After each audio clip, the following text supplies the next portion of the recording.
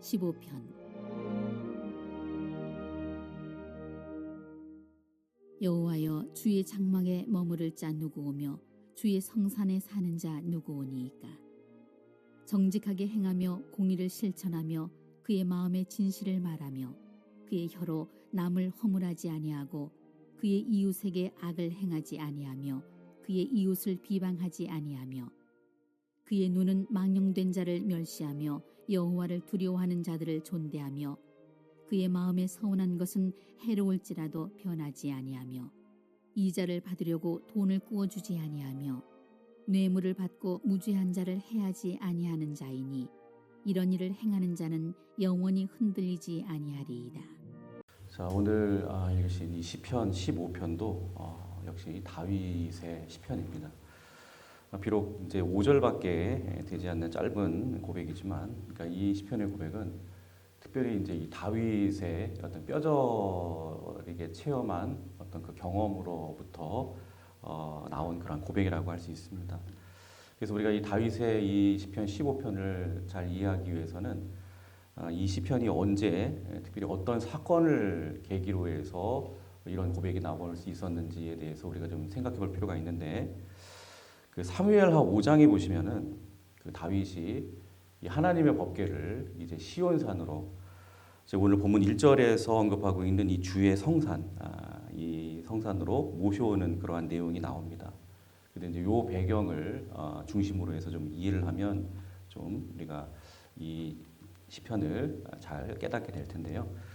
잘 아시는 대로 다윗은 이 하나님의 법궤를 이제 옮겨오는 과정에서 총 2번을 옮겼죠. 처음 옮겼을 때는 이제 실패를 했고, 그래서 그것을 교훈 삼아 제대로 2번째 가서야 비로소 법궤를 옮기게 되는데, 1차로 이제 옮길 때에 다윗은 너무나도 기쁘고 막 흥분이 되어서 수많은 무리와 또 화려한 악기들을 총동원해서 마치 축제처럼 그렇게 기쁨으로 법궤를 옮겼습니다. 근데 여기까지는 좋은데 그만 옮기는 과정에 대해서 이 다윗 신경을 많이 안 쓴 모양이에요. 그냥 담당자들한테 맡기고 그랬는데, 그 담당자들이 그냥 편하게 옮기려고 어떻게 했죠?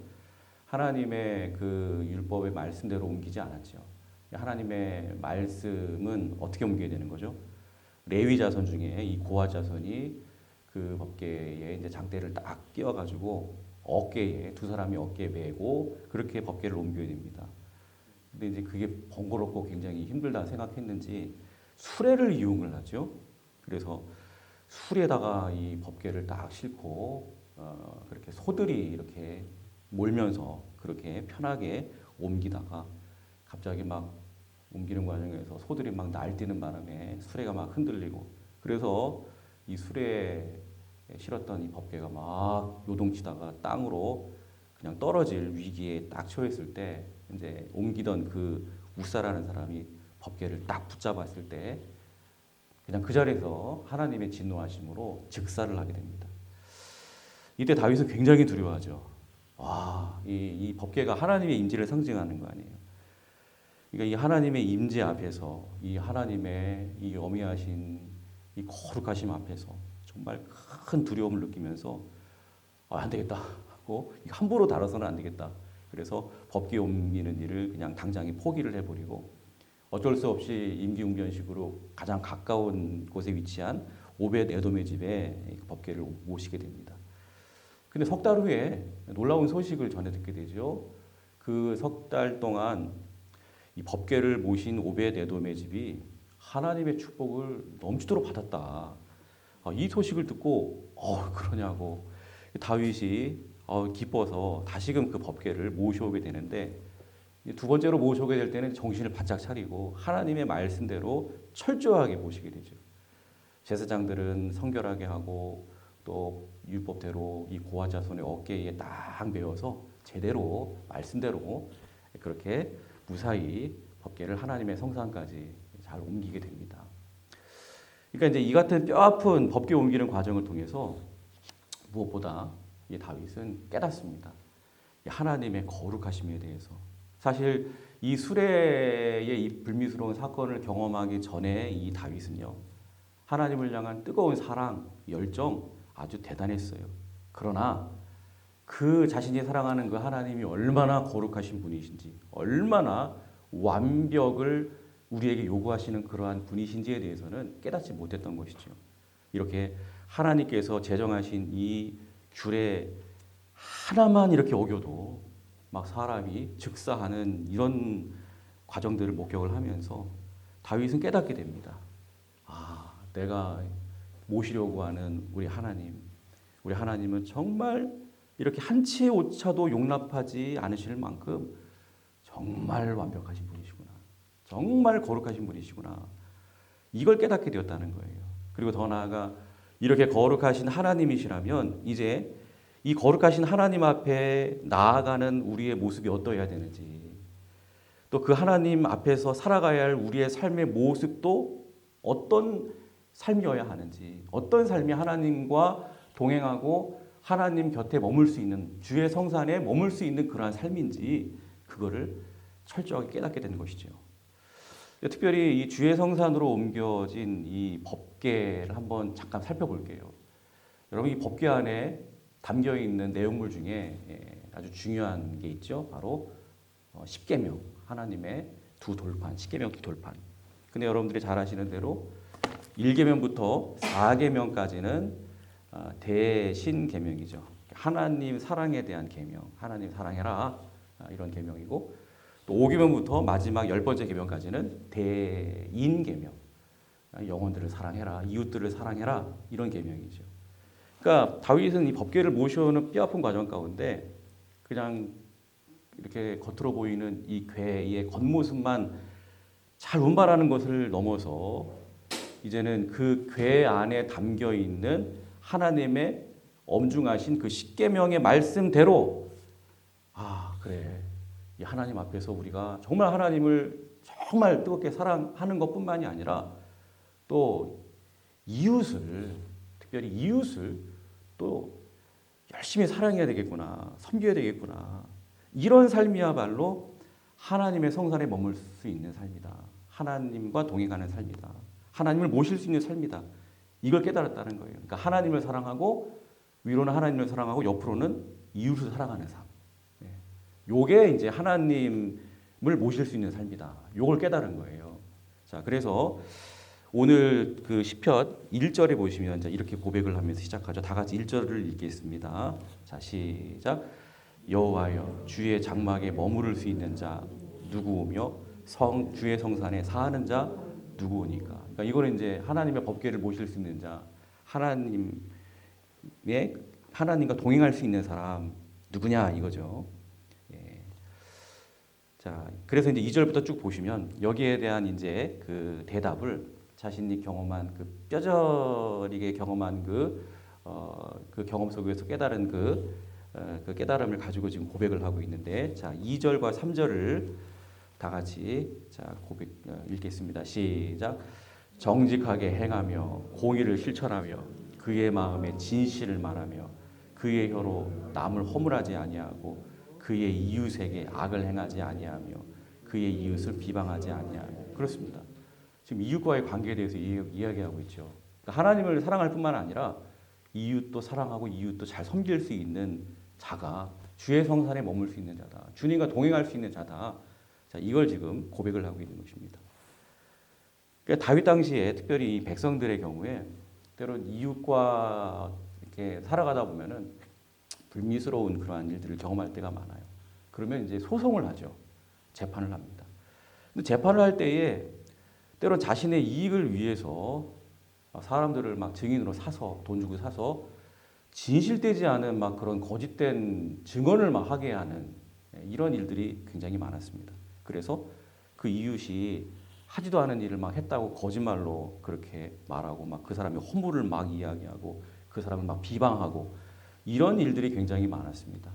그렇게 함으로써 이웃에 대해서 악을 행하는 자들이 너무나도 많았다라는 것입니다.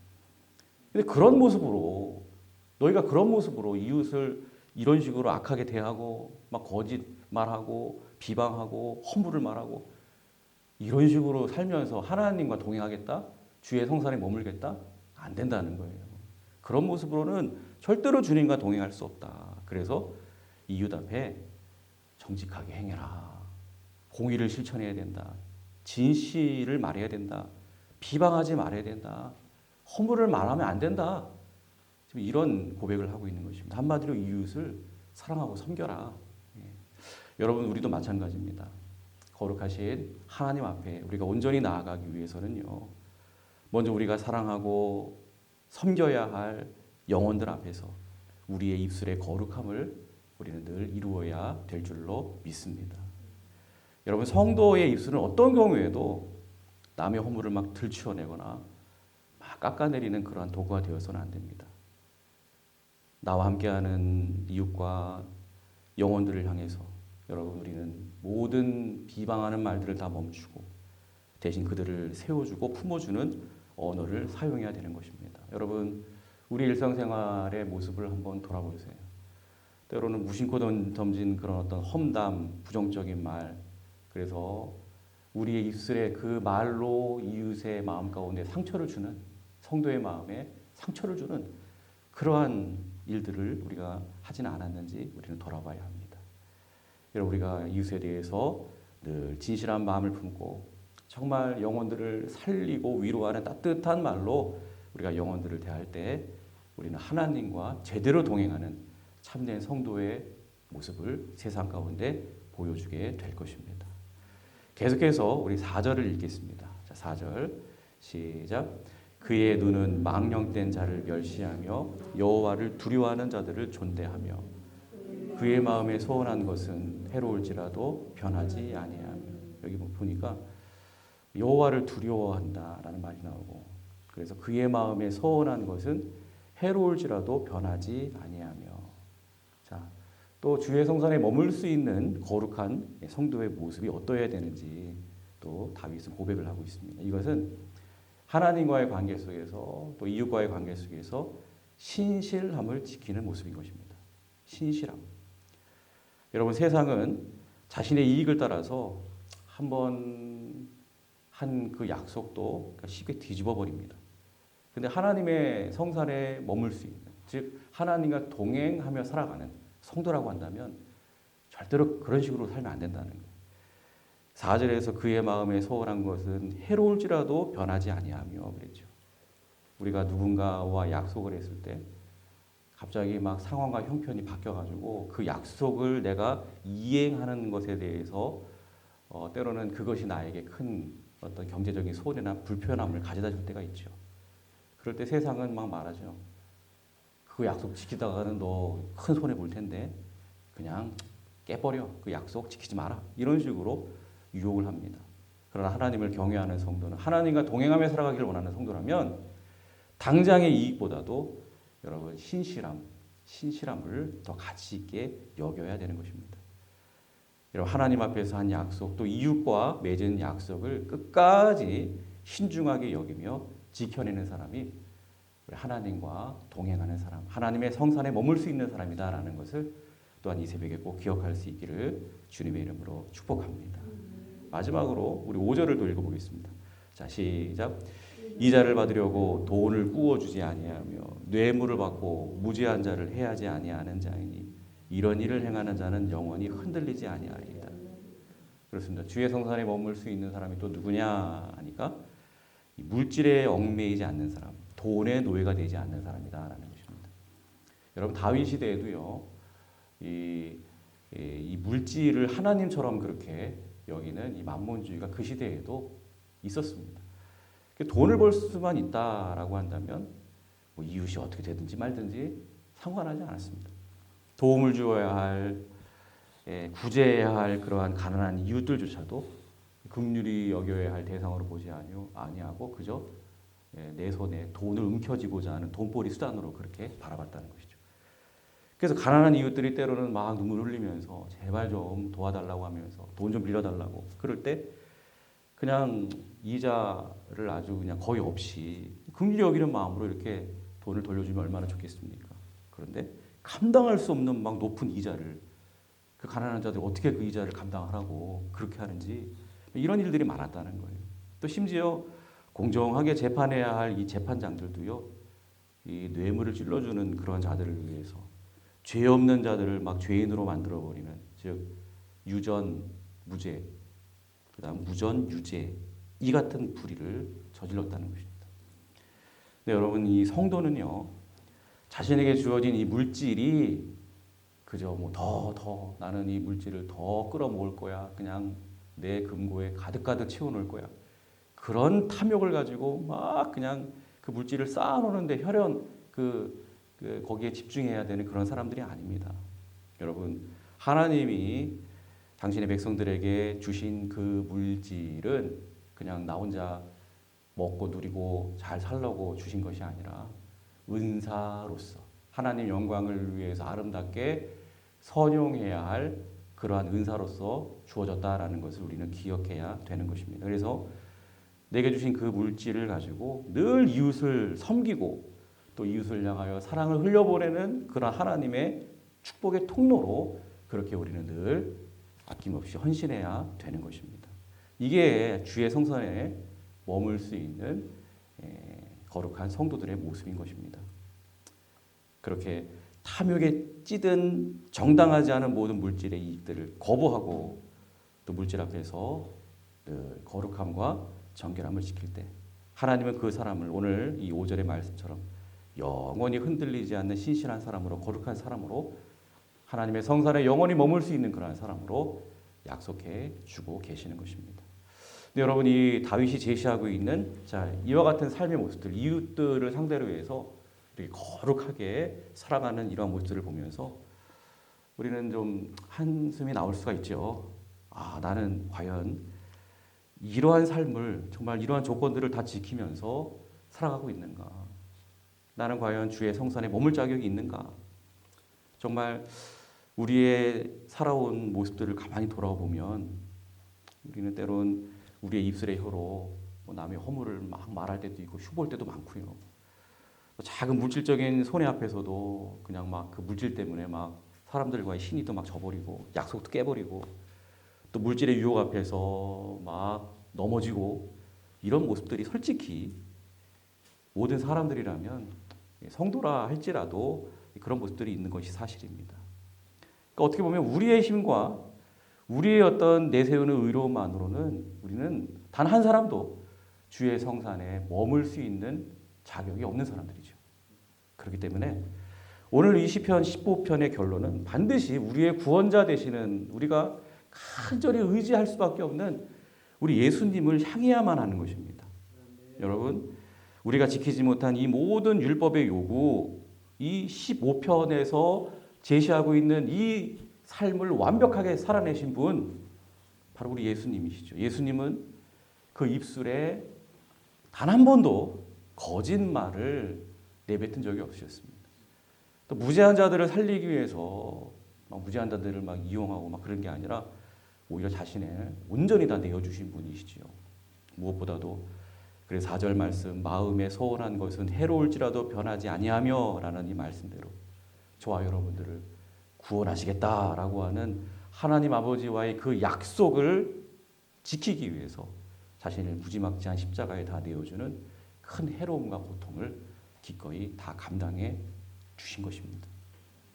그리고 우리 예수님께서 십자가에 흘리신 그 보혈이 마침내 전혀 자격이 없는 저와 여러분들을 주의 성산에 영원히 머물게 할 수 있는 이 놀라운 은혜를 우리에게 누리게 하게 하신 줄로 믿습니다. 그렇습니다. 우리는 오늘도 내 공로가 아닙니다. 오늘 시편 15편을 온전히 성취하신 우리 주 예수 그리스도의 대속의 은혜를 굳게 붙들고 우리는 비로소 주의 성산으로, 은혜 보좌 앞으로 담대하게 나아갈 수 있는 것입니다. 오늘도 복된 주님의 날입니다. 절대로 연약한 우리의 모습 바라보지 마시고요.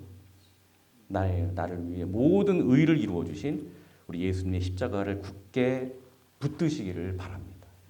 그리고 주의 성산으로 하나님 앞으로 나아가시기를 바랍니다.